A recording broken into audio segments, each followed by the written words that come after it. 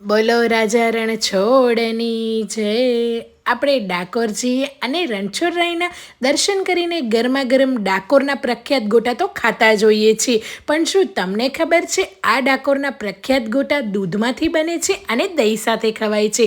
તો હું આજે તમને તે જ રેસીપી શેર કરીશ. બહારથી એકદમ ક્રિસ્પી અને અંદરથી એકદમ સોફ્ટ, મોઢામાં મૂકતા જ એકદમ સરસ એવા પીગળી જાય એવા ડાકોરના પ્રખ્યાત ગોટા આજે આપણે ઘરે બનાવીશું. આ ગોટાનું પ્રીમિક્સ પણ તમે ઘરે બનાવીને લાંબો સમય સુધી સ્ટોર કરી શકશો. તો હું આજે તમને ડાકોરના પ્રખ્યાત ગોટાની પ્રીમિક્સ સાથેની રેસીપી શેર કરીશ. તો ડાકોરના પ્રખ્યાત ગોટા બનાવવા માટે આપણે ઝીણો બેસન કે તૈયાર માર્કેટનો કોઈ ચણાનો લોટ નથી લેવાનો. આ રીતે ચણાની દાળ લેવાની છે. ચણાની દાળ એકદમ ક્રિસ્પી હોવી જોઈએ, તો જ મિક્સર જારમાં એકદમ સરસ એવો એનો પાવડર થશે. મેં અહીંયા 2 કપ ચણાની દાળ લીધી છે. એકદમ દરદરો દાણેદાર પાવડર તૈયાર કરવાનો છે. એકદમ ફાઇન નથી કરવાનો, એ વાતનું પણ ખાસ ધ્યાન રાખવાનું છે. એકદમ દાણેદાર પાવડર હશે ને તો જ આ ગોટા, જે ડાકોરના ગોટા છે ને, એવા જ બનીને તૈયાર થઈ જશે. તો હું તમને લોટ બતાવી રહી છું. આ રીતનો એકદમ એક દાણો દેખાય ને એવો જ લોટ આપણે તૈયાર કરી લઈશું. તો લોટ આપણો તૈયાર છે. લોટને સાઈડમાં મૂકી દઈશું. હવે એનો સ્પેશિયલ અને એક ખાસ મસાલો બનાવી લઈશું. તો એક પેનની અંદર 1 મોટી ચમચી આખું જીરું એડ કરીશું, 1 તજનો ટુકડો, અને અહીંયા મરીનું પ્રમાણ થોડું વધારે હોય છે આ લોટની અંદર, એટલે 10થી 15 આખા મરી એડ કરી લઈશું, અને થોડા એવા 5થી 6 લવિંગ એડ કરી લઈશું, અને 1 ચમચી જેટલી લીલી વરિયાળી એડ કરી લઈશું. વરિયાળીનો પણ ફ્લેવર એટલો સરસ આવતો હોય તો 1 ચમચી જેટલી વરિયાળી આપણે જરૂરથી એડ કરીશું, અને 1 મોટી ચમચી જેટલા સફેદ તલ એડ કરી લઈશું, અને 4થી 5 સૂકા મરચાંને આ રીતે તોડીને એડ કરી લઈશું. સૂકા મરચાં પણ તમારી પાસે જે પણ હોય તીખા મોળા એ તમે લઈ શકો છો, અને 1 તમાલપત્ર એડ કરીને બધી જ વસ્તુને સારી રીતે મિક્સ કરી લઈશું અને શેકાવા દઈશું. લો ગેસની ફ્લેમ પર બધી જ વસ્તુને શેકાવા દેવાની છે. હાઈ ગેસની ફ્લેમ નથી કરવાની, નહીંતર જે મસાલો છે એ આપણો બળી જશે અને ક્રિસ્પી થઈ જશે. તો આ રીતનો એકદમ સરસ એવી લો ગેસની ફ્લેમ પર થોડો એવો કલર ચેન્જ થાય ને તલ સારી રીતે ફૂટવા લાગે એટલે ગેસની ફ્લેમ બંધ કરીને મસાલાને એક પ્લેટમાં કાઢીને ઠંડો કરી લઈશું. મસાલો એકદમ સરસ રીતે ઠંડો થવો જરૂરી છે, તો જ સારી રીતે એનો પાવડર થશે. હવે મિક્સર જારમાં એડ કરી લઈશું અને એનો થોડો એવો દાણેદાર પાવડર તૈયાર કરીશું. એકદમ ફાઇન પાવડર નથી કરવાનો, થોડો એવો દાણેદાર જ રાખીશું. અને એની અંદર જે તમાલપત્ર હતું ને એને પણ આ રીતે ટુકડા કરીને એડ કરીશું. એકદમ ક્રિસ્પી થઈ ગયું છે એટલે ઇઝીલી ટુકડા થઈ જશે, અને સારી રીતે એને પીસી લઈશું. તો મસાલો પણ એકદમ સરસ રીતે પીસાઈ ગયો છે. આ ડાકોરના પ્રખ્યાત ગોટાનો જે મહત્વનો ભાગ ભજવે છે ને એ આ સિક્રેટ મસાલો છે.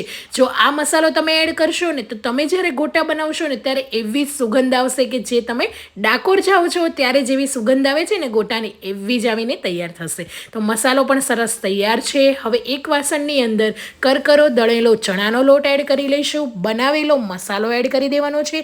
અહીંયા હું વધારે થોડા ક્વોન્ટિટીમાં બનાવું છું એટલે બધો જ મસાલો એડ કરી દીધેલો છે. લગભગ અહીંયા 5 મોટી ચમચી છે.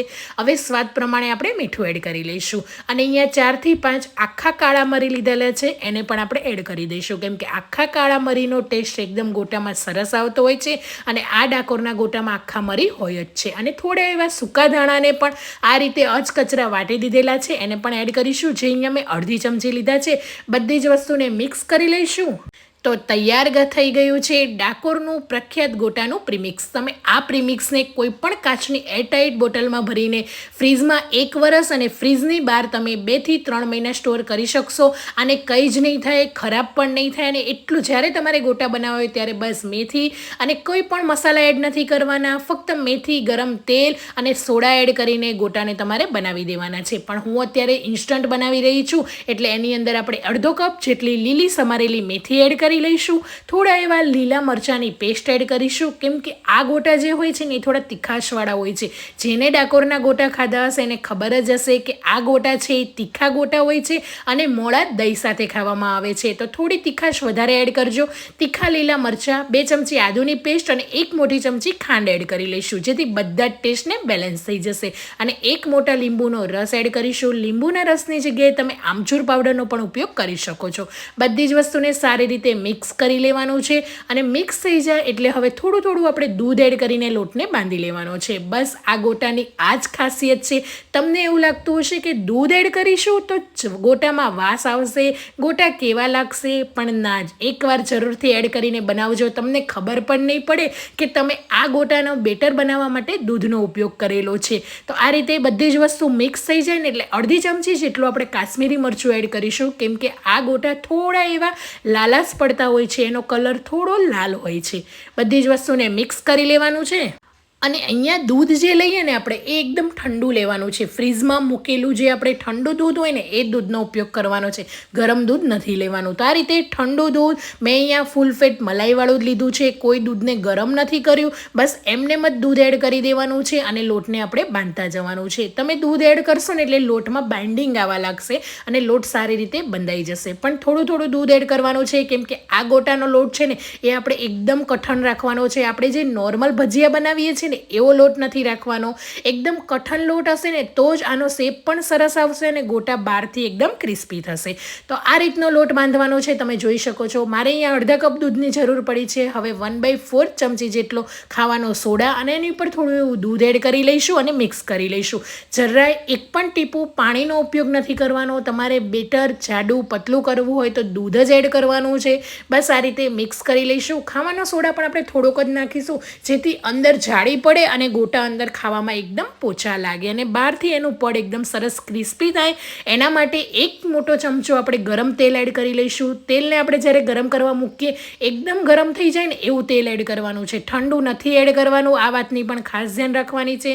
બસ આ રીતે એક મોટો ચમચો ગરમ તેલ એડ કરીને એને હળવા હાથે મિક્સ કરી લેવાનું છે અને ગોટા બનાવવા માટેનું બેટર તૈયાર છે. તો બસ હવે તેલની અંદર ગરમા ગરમ ગોટાને આપણે પાડી લેવાના છે. તો તમે જોઈ શકો છો આ રીતનું એની કન્સિસ્ટન્સી હોવી જોઈએ. બેટર આ રીતનું હોવું જોઈએ, કઠણ કે ઢીલું નથી કરવાનું. બસ તમે આ રીતે રાઉન્ડ શેપ કરો ને તો આ રીતનો ગોટાનો શેપ આવી જશે. હવે તેલની અંદર ગોટાને પાડવાના છે. હવે તમે જ્યારે આ ગોટા બનાવો છો ત્યારે તેલનું ટેમ્પરેચર એકદમ હાઈ હોવું જોઈએ. જો લો હશે તો ગોટા છે ને એ અંદર ખુલી જશે બધા અને તેલ તમારું બગડી જશે. આ વાતનું પણ ખાસ ધ્યાન રાખવાનું છે. ગેસની ફ્લેમ હાઈ કરીને ગોટાને પાડવાના છે ને પછી લો કરીને એકદમ સારી રીતે કૂક થવા દેવાના છે. તો લો ગેસની ફ્લેમ પર પછી મેં આ રીતે લગભગ 5 થી 6 મિનિટ કૂક થવા દીધા. કલર સરસ આવી ગયો છે. તો આ રીતે મોટા મોટા મરચાંના કટકા પણ એડ કરીને એને જોડે જ ફ્રાય કરી લઈશું. તો એકદમ સરસ એવા બહારથી ક્રિસ્પી અંદરથી પોચા ડાકોરના પ્રખ્યાત ગોટા તૈયાર છે. તો તમે જોઈ શકો છો આવો એકદમ કલર આવી જાય ને એટલે એને બહાર કાઢી લેવાના છે. આ ગોટા તમે ઘરે બનાવશો ને તો તમારા ઘરેથી 10 થી 15 ઘર સુધી આજુબાજુમાં પણ પાડોશીને પણ ખબર પડશે કે તમારા ઘરે ડાકોરના પ્રખ્યાત ગોટા બને છે. જે તમે ડાકોર જાઓ છો ને જે સુગંધી આવે છે ને એવી જ આવશે. જરૂરથી એક વખત ટ્રસ્ટ મી ટ્રાય કરજો, એટલા સરસ બનશે. તમે જો ડાકોરના ગોટા ઘરે બનાવવા માંગતા હોય તો આ રીતે ટ્રાય કરજો. એકવાર બનાવજો અને તમે વારંવાર બનાવશો એ મારી ગેરંટી છે. તો કેવી લાગી આજની રેસીપી એ પણ જણાવજો.